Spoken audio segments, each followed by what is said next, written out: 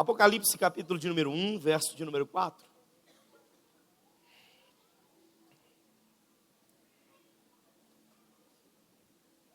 Você encontrou o texto?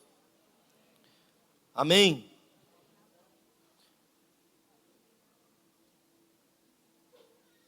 Apocalipse capítulo de número 1, verso de número 4. Diz assim a palavra do Senhor. João,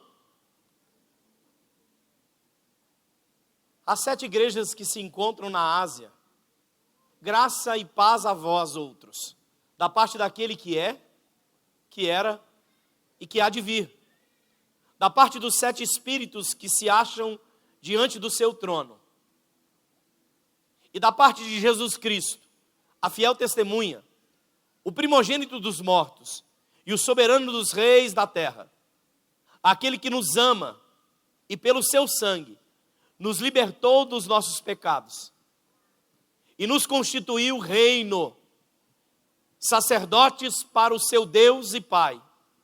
A Ele a glória e o domínio pelos séculos dos séculos. Amém. Verso 7. Eis que vem com as nuvens, e todo olho o verá, até quantos os transpassaram, e todas as tribos da terra se lamentarão sobre ele, certamente. Amém. Verso 8. Eu sou o Alfa e Ômega, diz o Senhor Deus, aquele que é, aquele que era e que há de vir, o Todo-Poderoso. Verso 9. Eu, João, irmão vosso e companheiro na tribulação, no reino e na perseverança em Jesus, achei-me na ilha chamada por causa da palavra de Deus e do testemunho de Jesus. Que palavra poderosa, que palavra gloriosa. Quem está dando essa palavra é João. E João está dando uma palavra que não é dele, uma palavra do próprio Senhor. Quem é João? O apóstolo de Jesus, aquele que Jesus disse que o ama. Nós chamamos João do apóstolo do amor. Nós dizemos que João é aquele que carrega o amor no seu próprio coração. E olhe comigo, é por isso que João está liberando a última palavra. O último vernáculo bíblico, quem escreve é João. É João que está fazendo a sua narrativa.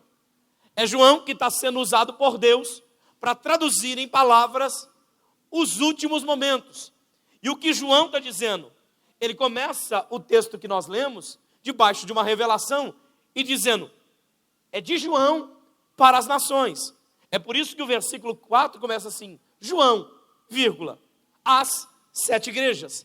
Você sabe que o acraseado tem o significado de para. É por isso que ele está dizendo, quem está escrevendo é João. Para quem é isso? Para as 7 igrejas que se encontram na Ásia. É de João para a igreja. Ele não está dizendo, é de Cristo para a igreja. Ele está dizendo, é de João para a igreja. Quem está escrevendo sou eu. Quem está mencionando sou eu. Mas ele não escreve debaixo de uma expectativa, de uma psicografia. Não, João não é psicográfico. João é revelatório. João está dizendo, o que eu vou dizer a vocês é o que Deus me revelou. Eu estou falando debaixo de revelação e não debaixo de influência, de inspiração. Eu estou falando debaixo de uma revelação. Por isso que é de João para as 7 igrejas. E o que João está dizendo? Ora, graça e paz a todos vocês. João está dizendo, eu estou mencionando vocês 2 coisas importantes que o Senhor nos ensinou. Primeiro, sabendo que tudo que nós fazemos é pela graça de Cristo. E eu espero que vocês se encontrem em paz. Grave essa palavra. João está dizendo paz. João está escrevendo dizendo, eu estou liberando sobre vocês uma única coisa. Paz. Paz. Que paz é essa? Ora, ele diz, da parte daquele que é, da parte daquele que era e da parte daquele que há de vir. É paz ontem, é paz hoje, mas estou liberando uma paz para o amanhã. Eu estou dizendo que a paz que eu estou liberando sobre vocês é uma revelação. Uma revelação que há um tempo de paz. Uma paz que foi ontem, uma paz que é hoje e uma paz que será amanhã. Da parte dos 7 espíritos que se acham diante do seu trono. Para aqui, pastor? Não. Olha o que diz o versículo de número 5. E da parte de Jesus Cristo, a fiel testemunha, o primogênito dos mortos. Uau! Essa expressão é fascinante. Ele está dizendo assim, eu já quero começar a dizer para vocês, que esta paz que eu estou liberando, não é apenas a paz que o Senhor tem. A paz que tem o ontem, a paz do hoje e a paz do amanhã. Mas estou liberando a paz que transcende todo o nosso entendimento. Por quê? Porque essa paz veio de Cristo Jesus. Só que ele está usando uma expressão sobre Jesus. Ele diz assim, eu estou falando sobre Jesus, a fiel testemunha. O primeiro a morrer. Uau! Ele está falando de paz. Mas no mesmo lugar que ele fala de paz, ele está falando de morte. Mas ele está falando que essa morte de Jesus produziu uma coisa fantástica. O quê? Paz na morte. Talvez eu e você tenhamos muita dificuldade de compreender isso. Porque para nós a morte é um tempo de angústia, de separação. É um tempo de sofrimento. Mas o próprio João está dizendo, gente, eu estou falando para vocês algo extraordinário. Eu estou dizendo para vocês que a paz que eu estou liberando, através de uma revelação que recebi, ela não é a paz comum, não é a paz de segurança, de tranquilidade, não é a paz de certeza, de equilíbrio. Eu estou dizendo para vocês que o primogênito dos mortos, ele vai liberar uma paz. Então não é uma paz comum, é uma paz espiritual. É sobre essa paz que eu estou colocando sobre vocês. Ele diz mais, aquele que nos ama e pelo seu sangue nos libertou. Ele diz, então como essa paz foi conquistada? Foi conquistada pelo sangue, através da morte. Portanto, o que ele quer dizer é que a morte de Jesus gerou algo. E esse algo que gerou a morte de Jesus, além de ser a nossa libertação, gerou em nós um lugar de paz. Gerou em nós um lugar de... Será que você pode repetir comigo um lugar de... João está escrevendo, e ele está dizendo, eu quero dizer para vocês, que eu conheço todas as coisas, mas o Senhor está liberando paz sobre vocês. E no que mais ele fez? Versículo de número 6. E ele nos fez reis e sacerdotes. Ele nos constituiu reino, ele nos constituiu reis e nos fez sacerdotes para o seu Deus e Pai. A ele a glória, o domínio pelos séculos dos séculos. Amém. Ele está dizendo, então a paz que ele vai nos dar, nos garante um lugar. Que lugar é esse? Um lugar de reino, um lugar de reis e um lugar de sacerdotes. Pastor, qual que é a diferença? A função real era dominar, governar, administrar todo o reino estabelecido. E o sacerdote tinha a função de apresentar a Deus todo o clamor de um povo. Então ele estava dizendo, Deus nos dará um lugar de paz tão grande, que nós ministraremos a Deus as nossas inquietudes e Deus nos dará o governo sobre as adversidades. Você está comigo nessa palavra?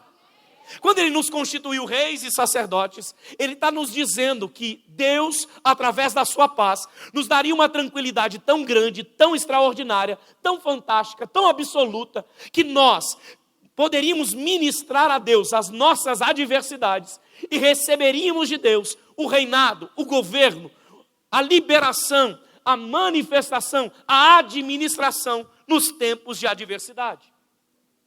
Então ele quer dizer que mesmo em tempos de guerra, se nós ministrarmos a Deus como sacerdotes, receberemos de Deus o governo, o reino que produz paz, mesmo que em tempo de guerra. Você compreendeu até aqui o que eu disse? Mas se você compreendeu que ele é capaz de fazer tudo isso, eu quero que você mergulhe em mim ou comigo para aquilo que Deus quer falar conosco.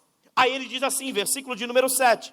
Eis que vem com as nuvens, e todo olho o verá, até mesmo os que o transpassaram, e todas as tribos da terra se lamentarão sobre ele. Ele está dizendo, todo mundo que feriu Cristo, uma hora vai ver Cristo. Todo mundo que levou Cristo à morte, uma hora vai ter um encontro com ele. uma hora vai se encontrar face a face com Ele. E deixa eu te dizer uma coisa, a melhor hora para encontrar com Jesus é agora, que Ele é Cordeiro. Porque quando Ele voltar para resgatar a sua igreja, voltará como leão.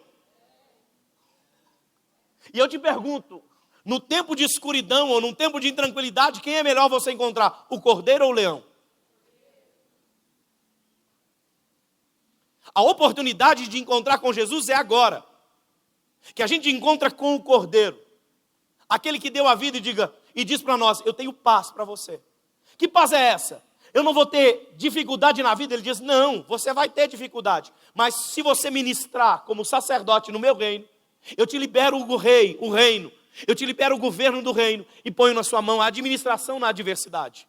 Alguém entende o que eu estou falando aqui? Bom, se essa é uma verdade, eu preciso ler o versículo de número 8, porque aqui está o cerne da minha mensagem.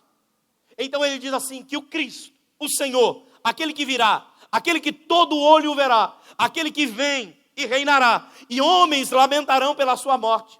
Ele diz, eu sou o Alfa e o Ômega, o princípio e o fim. Diz o Senhor, que é, que era,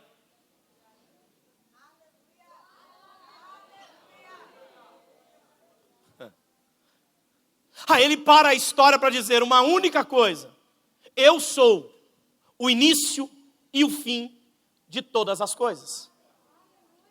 Talvez essa expressão para você agora não faça muito sentido,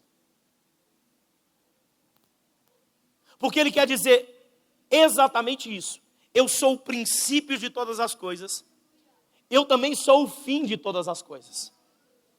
Em mim se inicia todas as coisas, mas também em mim todas as coisas podem se findar. Em mim se abrem todas as coisas, mas também em mim todas as coisas podem se terminar. Eu sou o princípio, eu sou o fim. Eu sou o alfa, eu sou o ômega. A palavra alfa e ômega são as duas primeiras palavras do alfabeto. A primeira palavra do alfabeto hebraico e a última palavra do alfabeto. Então ele está dizendo, eu sou o início das escrituras e eu sou o fim das escrituras. Eu sou o começo de toda palavra e sou o final de toda leitura. Enfim, tudo que você tem, tudo que você possui, tudo que você conquista, começa em mim, mas também pode terminar em mim. Mas todas as coisas que você já possui, que você conquistou e que você trouxe em mim, também podem ser terminadas. Pastor, o que isso é tão importante? A partir de agora faz sentido para você. Quem está escrevendo isso é? Não, você não entendeu. Quem está escrevendo isso é? Não, é muita gente para pouca voz. Quem está escrevendo isso é? É João. Quem está escrevendo é João. Quem é João? Aquele que Jesus chamou para andar junto a si. João, o evangelista. Você diz assim, pastor, mas João é um cara muito calmo, um cara muito amoroso. Não, não era. Certa feita a palavra do Senhor diz assim, que os fariseus começam a incomodar o ministério de Jesus. E começam a incomodar tanto que eles resolvem fazer um pedido a Jesus. Senhor, o Senhor quer que a gente ore, desça fogo do céu e queima todo esse povo. Ora, o amoroso, se fosse tão amoroso, não estava pedindo para Deus fritar alguém. Era literalmente pedindo, Senhor, queima e mata todo mundo. Então eu entendo que João, na sua primícia, não era o cara mais amoroso da terra, mas se tornou o homem mais amoroso da terra. Essa é a capacidade do evangelho. A capacidade de transformação de quem eu era para quem eu serei no Senhor. A capacidade de que aquilo um dia eu fui para aquilo que um dia eu serei nele. E é por isso que João é a maior expressão. E é por isso que João está escrevendo o último livro. É por isso que João disse, gente, ele é o alfa e ele é o ômega. Por quê? Porque antes dele eu era duro, mas depois dele eu me tornei amoroso. Antes dele eu desejava a morte, mas depois dele eu lutava pela vida. Se João foi transformado, pastor, qual é a história de João? Olha o que diz o versículo de número 9. Eu, João, vosso irmão e companheiro, na tribulação, no reino. Aonde João está dizendo? Você pode ler comigo? Eu, João, irmão vosso,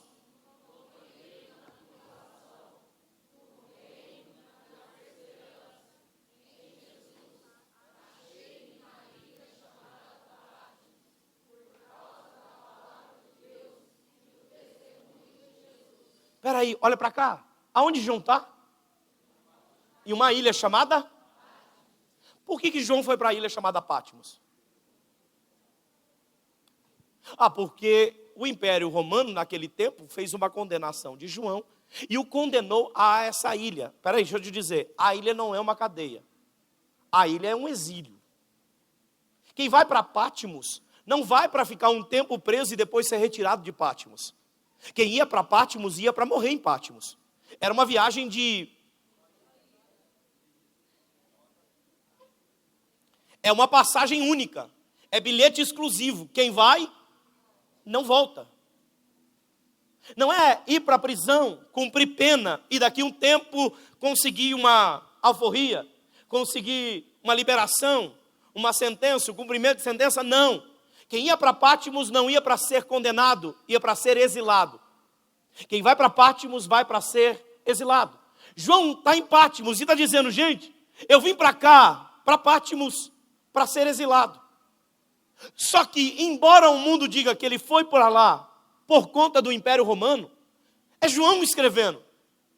E João está dizendo, deixa eu dizer uma coisa para vocês. Eu fui exilado, não por conta do Império. Eu vim parar aqui, nessa palavra, nesse lugar chamado Patmos, por conta da palavra de Deus. E por conta do testemunho de Jesus. Não foi por minha causa. Foi pela causa do... Deixa eu dizer uma coisa para você, para aprofundar um pouco mais, talvez vai fazer mais sentido. Eu não sei se você sabe, mas os historiadores chamam Patmos da Ilha da Tristeza. Dizem que a sua palavra, a sua tradução, Patmos, significa isso, dor, tristeza. É João dizendo, aonde eu terminei os meus dias? Na dor e na tristeza. Aonde acabou os meus dias? Na dor e na tristeza. Alguns dizem que se você procurar no Google e procurar Patmos e pedir no mapa, você vai olhar a ilha por cima e vai perceber que a ilha tem o formato de uma lágrima. Porque ela reflete esse lugar, o lugar de choro, o lugar de exílio, o lugar de distanciamento. É João dizendo, aonde eu terminei os meus dias? Na lágrima, no choro, na angústia, na aflição. Eu estou escrevendo desse lugar. Mas quem é João? Eu acabei de dizer, o apóstolo do amor. O homem que era duro, mas que amou. O homem que teve o seu ministério interrompido. Porque na cruz do Calvário, Jesus olha para todo mundo, mas vê do pé da cruz Maria, sua mãe, chorando aos seus pés. Então ele olha para Maria e diz assim, mulher, eis aí o seu filho, João. Ele olha para João e diz assim, João, eis aí a sua mãe, Maria. E a Bíblia diz, ou melhor, os estudiosos da Bíblia diz, que a partir daquele momento, João para o seu ministério. E para o seu ministério para cuidar de uma viúva. Ele não prega a palavra, ele não vai, ele fica, ele permanece com uma função, qual? Cuidar da mãe que gerou Jesus. Então João para o seu ministério por conta de alguém. Um homem que era duro se tornou amoroso. Um homem que então, agora, olhava para uma viúva e cuidava dela. É João, o apóstolo, o discípulo do amor. Que é aquele que Jesus disse que se deitava sobre o seu peito. Aquele que Jesus disse que o amava. Aquele que anda pelos caminhos do amor. Aquele que aconselha, aquele que abraça, aquele que traz para perto. É João, aquele que dedicou a sua vida para refletir em graça, em Cristo, as revelações de Deus. É João que não abriu mão do Evangelho. Não foi João que fugiu, não foi João que traiu, não foi João que deixou Jesus de lado, não foi João que abandonou Cristo, não. Foi João que permaneceu na cruz, foi João que permaneceu nos pés de Jesus, foi João que acolheu Maria, foi João que abraçou os demais discípulos, foi João que preparou toda a ação de amor para que os filhos de Deus pudessem continuar o seu ministério. A minha pergunta para você, para fazer entendimento, como pode um homem como esse terminar os seus dias exatamente assim, na ilha de Patmos? Como pode João terminar a sua história na ilha do choro? Me parece que a vida vai parecer com João injusta. Porque se você me perguntar, pastor, se a vida fosse por justiça, Pedro, por negar Jesus, talvez por justiça, por ação, merecia a crucificação.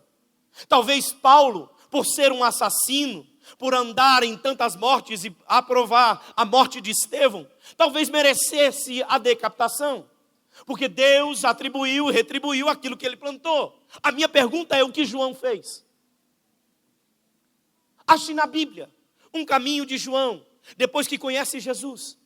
Ache algo que João tenha decepcionado, abandonado, desistido. Ache na Bíblia um lugar que João, depois de Cristo Jesus, tenha mostrado um lugar que merecesse terminar numa gota, no choro, na lamentação, exilado de tudo. Talvez eu e você vamos parar debaixo de um mesmo caminho e perceber que, então, olhando desse prisma, a vida talvez não seja tão justa. Porque me parece que às vezes é o nosso clamor, é o nosso reclamo. Parece que às vezes é a palavra que sai da nossa boca. Eu não entendo o que estou passando. Eu não sei por que estou enfrentando. Eu não sei por que essa situação se baseou sobre mim. Eu não sei por que essa situação se apegou sobre a minha vida. Eu não sei por que essa situação trouxe sobre mim esse lugar de angústia, de sofrimento. Mas lembre-se que é o próprio João, porque ele vela por aqueles que erraram. Lembra que é João escrevendo a sua epístola? A primeira epístola do apóstolo João. Ele diz assim: jovens, vocês são fortes, porque vocês venceram o maligno. É João que vai dizer a uma geração: gente, eu acredito em vocês. Era João que estava dizendo debaixo disso, de um lugar que era muito difícil, porque no tempo de João, enquanto ele está escrevendo o livro da Revelação, você precisa trazer à memória o que ele enfrentava, uma coisa chamada gnosticismo. Hoje talvez seja muito comum, mas naquele tempo era um combate ferrenho. Eram aqueles que diziam: Jesus não existe, Deus não existe. A nossa ciência, a nossa sabedoria prevalece sobre todas as coisas. É nesse lugar que João está escrevendo: jovens, vocês são fortes, porque vocês venceram o maligno. Era João dizendo para uma geração perdida: peraí, vocês podem parecer perdidos ao mundo, mas eu, João, amo tanto vocês que acredito que vocês não se perderão ao final da história. Pastor, mas João era severo com quem pecava. João era muito duro então com quem pecava, por isso que ele terminou os seus últimos dias na ilha de Patmos, exilado. Não. A palavra do Senhor diz assim, que foi o próprio João que escreveu: filhinhos, não pequeis. Mas se vocês pecarem, vocês têm um advogado, Jesus Cristo, o justo. João estava soprando uma palavra dizendo: eu acredito em vocês, mesmo que vocês dizem que não acreditem em Deus. Eu acredito em vocês e luto por vocês. Ainda que vocês tenham caído, falhado, errado, tem Jesus Cristo justo para os levantar. É João soprando uma palavra de vida, dizendo a cada um de nós: espera aí, eu luto por cada um de vocês. A minha pergunta, e o cerne da minha pergunta hoje é essa: por que João foi parar em Patmos? Por que Patmos? Por que permanecer os últimos dias da sua vida separado de todo mundo, separado da família, dos amigos, dos irmãos de fé, longe de todo mundo, exilado, com uma só coisa na sua mão, uma certeza, um bilhete único? Eu só tenho um lugar, não tenho mais como voltar, não tenho mais como fazer, não tenho mais como ir. Eu abri mão da minha história, cuidei de uma viúva. Eu abri mão da minha história. Eu preguei para uma geração que dizia que eles eram fortes. Eu lutei por uma geração que caiu e que os judeus, os fariseus não os recebiam, mas eu acreditava que Jesus era justo o suficiente para trazê-los de volta. Eu lutei por eles. Eu te pergunto, qual a expectativa de um fim de uma vida como essa? Talvez, na excentricidade do nosso evangelho, a gente teria que dizer: ele triunfaria, ele reinaria, ele seria Senhor sobre todas as coisas. Mas João está escrevendo: por causa disso, por causa dessa palavra, por causa de Jesus, eu vim parar em Patmos. Por conta de quem é Jesus, por conta da mensagem de Jesus, por conta da palavra de Jesus, é aqui que eu vim parar. É aqui que eu vim terminar os meus dias. É aqui que eu vim dizer a vocês: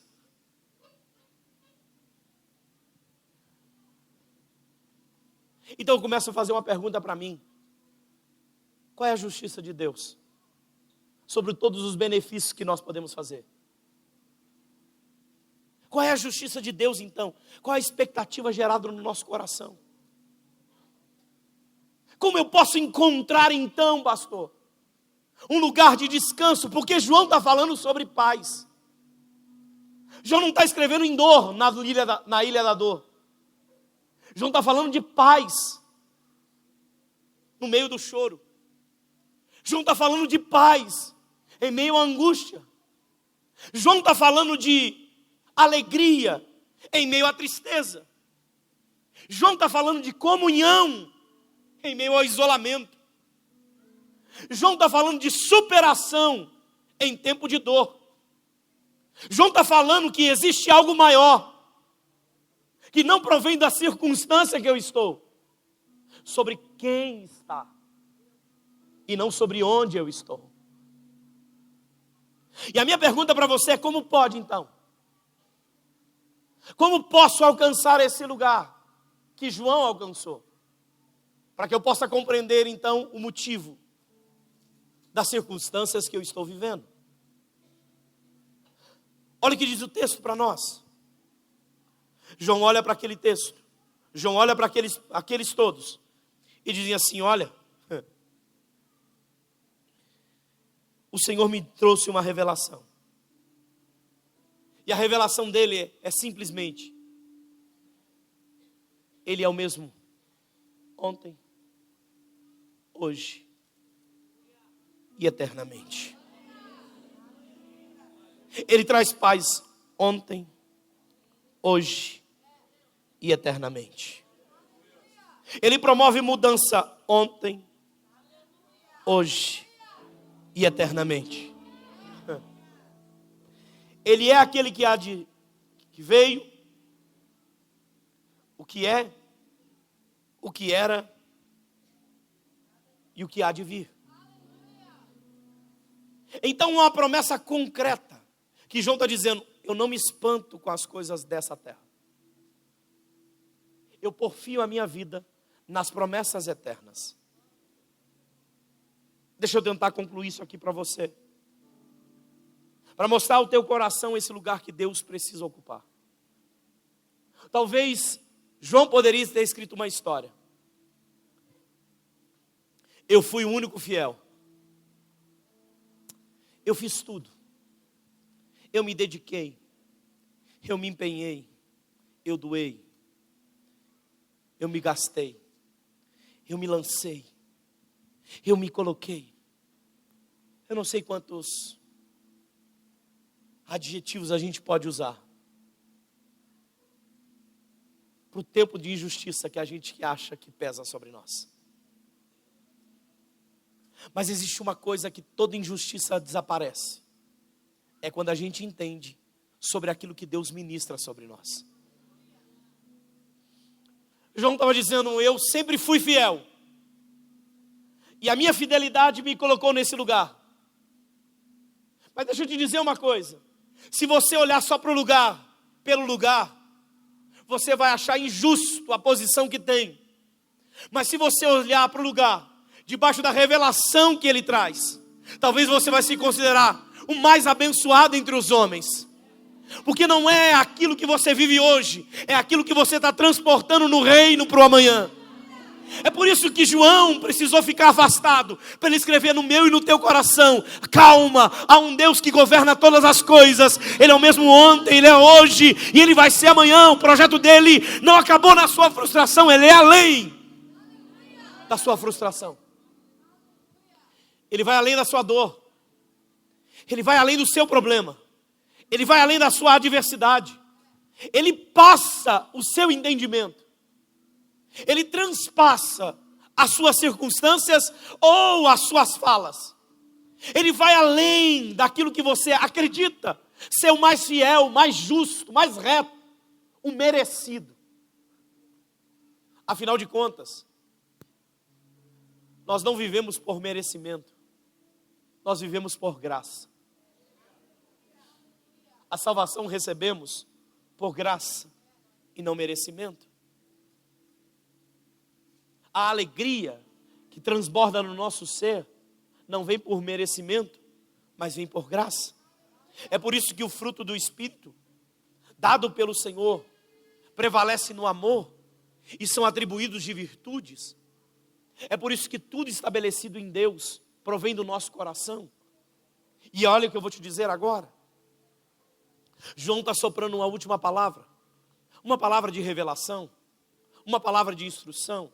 É por isso que ele diz: sou eu, João, o abandonado, o deixado, o esquecido, o exilado. E talvez você possa se perguntar: pastor, o que essa história, além da parte emocional, pode ter comigo? Eu vou dizer para você: tudo. Por quê? Porque eu e você, de alguma forma, recebemos do Senhor um bilhete único. Ao nos formar, Deus nos deu uma viagem e disse: eu te dou um destino. E o teu destino, para João, foi Pátimos. Para nós, é céu. Só que na nossa viagem do céu, ainda nós passaremos pelas Pátimos da nossa realidade. Na nossa destino para o céu, nós passaremos pelas Pátimos da existência, no choro, no abandono, no exílio. É por isso que o Senhor diz, é por isso que a canção da harpa cristã canta que nós somos exilados nessa terra. Mas nós não podemos nos perder com os passarinhos, com os cânticos, dizendo: não pare o seu caminhar, o seu destino, por conta de Pátimos. Não pare o seu caminhar e o teu destino por conta da frustração, da dor, da angústia, do choro, da aflição. Não, você tem um bilhete e o teu bilhete é o céu. Calma, você está passando por aqui, você é exilado, está navegando, há uma viagem acontecendo. Deus, que era ontem, que é hoje, vai ser contigo também amanhã. Ele está no controle dessa navegação. Só que toda viagem de Deus, além de te dar um bilhete, Ele te dá uma outra coisa chamada mala. É assim que você viaja, sim ou não?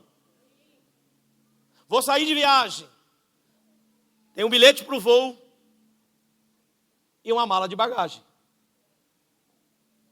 Alguns, quando vão fazer a sua mala, tem um problema sério. Porque na sua viagem, no seu ir, pegam a sua mala e recheiam de coisas que por vezes, eu não sei vocês. Tem gente que vai viajar e ele vai passar uma semana fora. A mala dele é uma mala de 10 quilos. Ele leva 2 camisetas, um sapato, uma chinela, uma calça jeans, uma bermuda. Estou pronto para uma semana. Objeto pessoal. Preciso de mais o quê? Mais nada. Mas tem gente que vai viajar que 10 quilos tem que levar 2 de 23. Por quê? Porque na bagagem agora não é sobre aquilo que é essencial. É aquilo que eu acho que será, por vezes, necessário. Então é sobre aquilo que, por vezes, eu acredito ser necessário. Para onde eu vou? Eu vou passar alguns dias numa cidade fria. Vou para Campos do Jordão, vou para Gramado. Vou para uma cidade que está ventando um tempo gelado. Vou levar o quê? Blusa de frio, camisa, calça. Mas tem uns mais desavisados que dizem assim: vou levar uma sunga. Você diz: para que sunga? Vai que tem uma piscina aquecida. Mas eu te pergunto, o que a gente aprende na viagem é que a gente leva o necessário. E o que for preciso, a gente adquire. Acrescenta. A gente não precisa levar tudo. Porque eu fico pensando que tem gente que vai viajar, eu acho que ele deve abrir o guarda-roupa, pôr a mala e ficar pensando como que o guarda-roupa cabe na mala. Eu preciso achar um jeito de dobrar tão bem, que o meu guarda-roupa montado tem que caber aqui. Só que nesse caminho, a mala vai se enchendo de coisa desnecessária. Eu não sei se já aconteceu na sua casa, mas já fez viagem levando malona, chegou em casa para desmontar a mala, tinha roupa que você não usou. Eu te pergunto por que você levou. Porque você não viu que era necessário. Você levou aquilo que achou que um dia precisaria. Agora me deixa liberar alguma coisa sobre você. Entenda que a gente faz isso com a vida. Na viagem da vida, no bilhete que Deus nos deu, a gente acrescenta a nossa mala com coisa que Deus disse, isso não é necessário. Mas depois que você pôs na mala, querido, você tem que ir e voltar com a mesma bagagem. Vai ter custo maior? Vai. Se passar do peso, paga excesso. E não é só isso. Já andou com mala no aeroporto? Carregando? Na rodoviária? Pegando um ônibus? Montando em outro? Já andou com mala dentro do bagageiro? Eu vivi isso intensamente. Eu vivi os últimos meses da minha vida em viagem. As bagagens da minha casa iam ficar dentro da mala. Já estava pronto. Vamos para Campinas. Vamos agora. E vamos agora. Até que aglutinou na minha vida o Luan. Ele chegou para viajar comigo primeira vez. Vamos, Luan. Vamos mudar de Franca. Você vai morar comigo? Vou. De repente ele chega. Chega não. Ele me liga. Pastor, olha a minha mala. Falei, que mala é essa? Falei, minhas coisas. Falei, Luan, é só o necessário. E deixa eu ver o que você está levando. Aí ele começou a mostrar a lista do que estava levando. Eu falei para ele assim, esquece pullover. Isso não vai. Esquece sobretudo. Ele estava levando 3 sobretudo para Campinas no calor. Falei, não, isso não vai. Eu estou levando 3 ternos, pastor. Falei, não, também não vai. Meus sapatos sociais, também não, Copacabana. Eu estou levando 22 gravatas. Falei, também não vai. Você vai levar o que é necessário. Ele desvaziou a mala. Eu disse, essa mala está grande demais. Não cabe no carro. Troca a mala. De repente ele chegou com uma mala menor. Menor que isso não dá jeito. Falei, agora você acertou o ponto certo. O essencial. Agora me deixa falar uma coisa contigo. Perceba se na nossa história, por vezes o choro que nós estamos hoje, não é porque nós carregamos a nossa mala da viagem mais do que era necessário.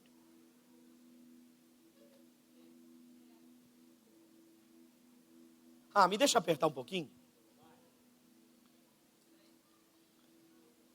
Já viu aquela família que está dizendo, pastor, a minha casa é só choro, só angústia, só aflição. Pastor, a minha casa está passando uma crise. Meu casamento, a minha vida, a minha família, nós estamos enfrentando um tempo de muita crise. A minha pergunta é, como é que foi a construção desse casamento? Como é que foi a mala? Por vezes eu me lembro que mãe, pai, tem a percepção de dizer, não põe esse moço na mala. Não põe essa moça na mala. Por quê? Porque a mala vai ficar pesada demais. Você não vai dar conta de carregar isso no futuro. Mas você olhou para aquilo e disse, não pai, não mãe, é um pão.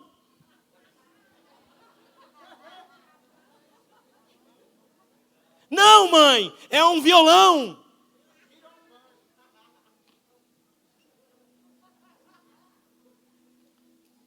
Só que a mala para carregar um violão tem que ser muito maior do que uma mala normal. Só que a sua projeção é dizer, o meu bilhete, a minha vida, ela transporta por esse caminho. Mas quando você chegou e teve a percepção do peso maior, você diz, por que eu vim parar aqui? Por que eu cheguei aqui? Por que eu estou sofrendo assim?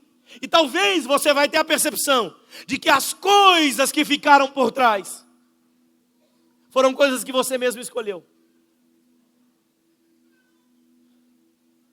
E o peso da sua mala foi ficando insuportável. E você está na vida com uma mala pesada, um Cristo que te chamou, e você diz, eu não estou suportando mais. Eu não estou aguentando mais. Está pesado, está difícil, está complicado. E a palavra que eu ouvi sempre é a mesma. Acalma, tenha paz, fique tranquilo, vai passar. E talvez você possa fazer a pergunta, por que não passa? Por que não resolve? Por que não termina? Por que não aniquila? Por que a dor que está aqui não sai? Por que eu choro? Por que eu me aflijo? Por que eu me angustio? Por que a minha vida é de dor? Por quê? Por quê? E por quê? E aí, eu quero usar João. Porque João está nesse lugar. Com uma viagem certa. Num destino momentâneo, terrível. Um lugar de choro. Um lugar de exílio. Um lugar de tristeza. Mas esse mesmo João que está nesse lugar, não está preso no lugar. É esse João dizendo, eu descobri a receita. Eu descobri o motivo de viver tudo isso e enfrentar tudo isso. João está dizendo, eu descobri quem é Cristo. Eu descobri que Ele é o Alfa e descobri que Ele é o... Eu descobri que Ele é o Alfa e descobri que Ele é o Ômega. Eu descobri que Ele é o início, mas também descobri que Ele é o fim de todas as coisas. Eu não sei você, mas se eu pegar a primeira letra do alfabeto, o Aleph, o Alfa, e colocar na palavra Patmos, a palavra Patmos, acrescentada o Aleph, o Alfa, na sua escrita, bem no meio, dividindo a sua escrita, nem deixando na ponta, nem no outro lado, apenas no meio, a mesma letra, a mesma escrita, acrescentando apenas um caractere, o início, sobre a palavra Patmos, eu leio redenção. Então redenção é um lugar que Deus escolheu no meio da tristeza, para colocar o ar de alegria dele. Redenção é o lugar que Deus olhou para o momento de dor, para dizer, na dor eu transformo em paz. Na tua angústia eu transformo em proveito. Naquilo que hoje te aflige, eu trago sobre você um tempo de certeza e de milagre. É Deus dizendo, me deixa entrar no meio da tua história. Porque no meio da tua história, eu transformo todo o ambiente que era antes, que é hoje, mas que amanhã será totalmente diferente. Pastor, por que o senhor está dizendo isso? Porque é assim que João vai terminar os seus dias. Dizendo, eu tive uma revelação. Qual revelação? Eu descobri que em Deus, no Senhor, se Ele fizer parte da minha vida e colocar Ele dentro de mim, no meio da minha história, no meio da minha dor, da minha angústia, da minha aflição, Ele é poderoso para entrar aqui e dizer, embora hoje você esteja com choro, o choro não será para sempre. É por isso que Ele diz no livro da Revelação, e o Senhor enxugará dos olhos todas.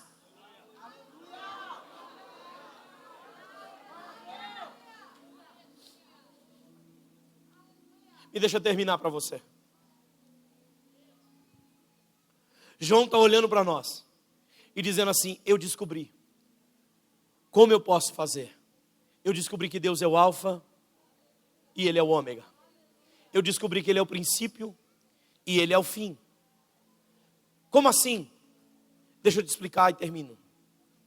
João está dizendo: eu descobri que no meio da minha dor, Ele pode ser o princípio da minha alegria.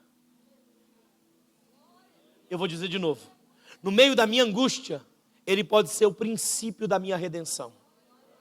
Eu descobri que no meio do meu sofrimento, da minha dor, Ele pode ser o princípio de uma nova vida. Eu descobri que se eu trouxer Jesus para perto de mim, ainda que o meu casamento esteja em destruição, pode ser o início de uma restauração. Eu descobri que com Jesus, mesmo que a minha casa esteja destruída, Ele pode ser o início de uma nova história dentro do meu lar. Mas descobri também que em Cristo pode ser o fim. O fim do quê? O fim do meu pecado. Eu descobri que se eu ando abandonando, deixando de lado, hoje, se Cristo entrar na minha história, pode ser o fim da minha dor, pode ser o fim da minha angústia, pode ser o fim do meu pecado, seja o início de uma nova história. Eu descobri que Jesus entrando dentro de mim, tudo pode ser diferente a partir de amanhã. Mudou alguma coisa? Ele saiu de Pátimos? Não. Deus enviou um anjo, tirou João de Pátimos? Não. João mudou a história e os últimos dias de João não terminaram em Pátimos? Não. Mas Pátimos não foi a mesma depois da revelação de João.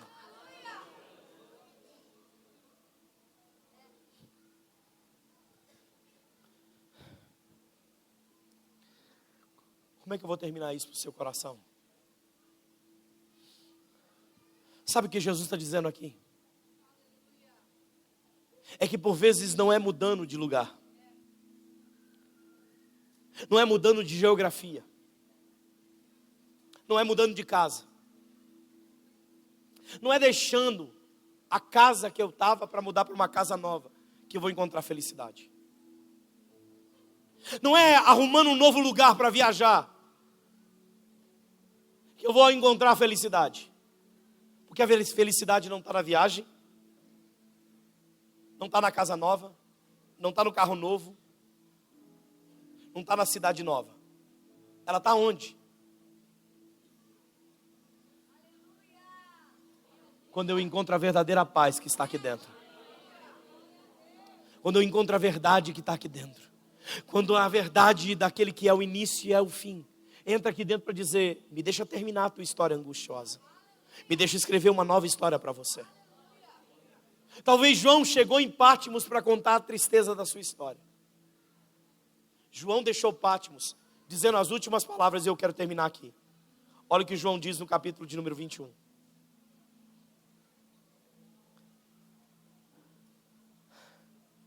Aquele que testifica essas coisas diz: certamente eu logo venho. João disse: ora vem, Senhor Jesus. Ele usa o último versículo, Apocalipse 21, versículo 21. Agora, a graça de nosso 22, 21, perdão. 22, 21. A graça do nosso Senhor Jesus seja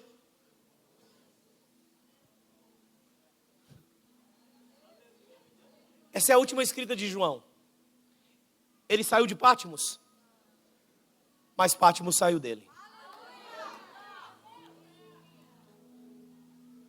Ele saiu daquele lugar? Não, mas aquele lugar saiu dele.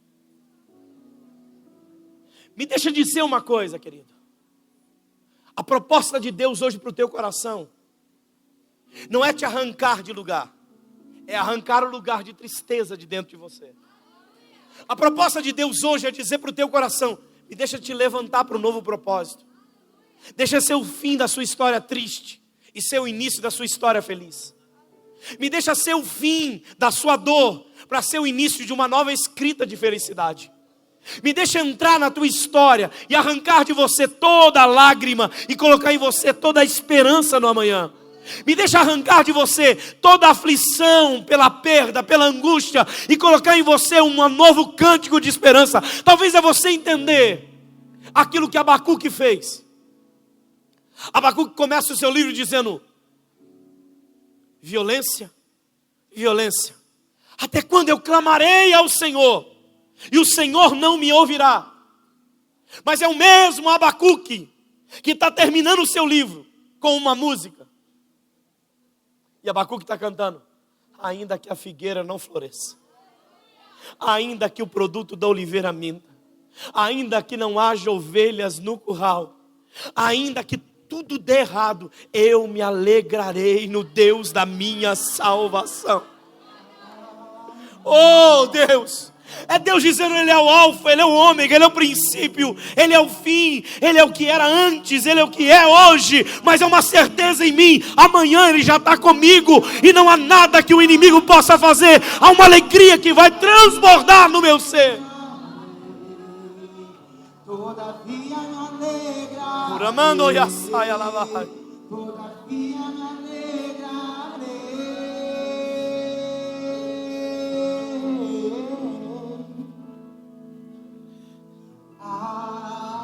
Ainda que a figueira não floresça, que não haja fruto na vide, que o produto da oliveira minta, todavia me alegrarei, todavia me alegrarei, todavia me alegrarei.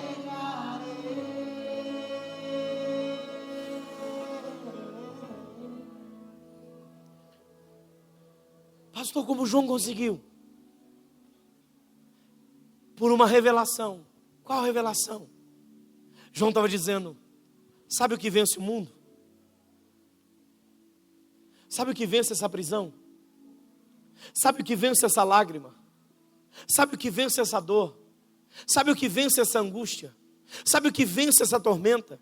Sabe o que vence essa incerteza? Sabe que vence essa palavra de intranquilidade? Sabe quem vence essa acusação? Sabe quem vence essa dor interminável? Sabe quem vence? João está dizendo, na sua primeira epístola, no capítulo de número 5, a nossa fé vence o mundo. Então nós precisamos apenas de uma coisa. Qual? Fé. Fé para quê, pastor? Para declarar que Cristo será conosco, que Cristo conhece a nossa história, e que no bilhete da viagem, de via única, nós não vamos desistir da trajetória. Porque a dor tem uma só finalidade: você pegar a tua bagagem e dizer: não viajo mais, não vai dar certo, eu não vou ser feliz, eu não vou alcançar, eu não vou viver as promessas, eu não vou chegar no lugar que Deus tem para mim. Está muito difícil, está muito complicado.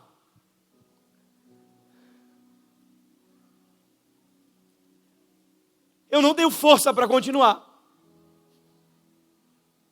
É Roma simbolizando a ação de malignidade, dizendo: é para esse lugar. Patmos.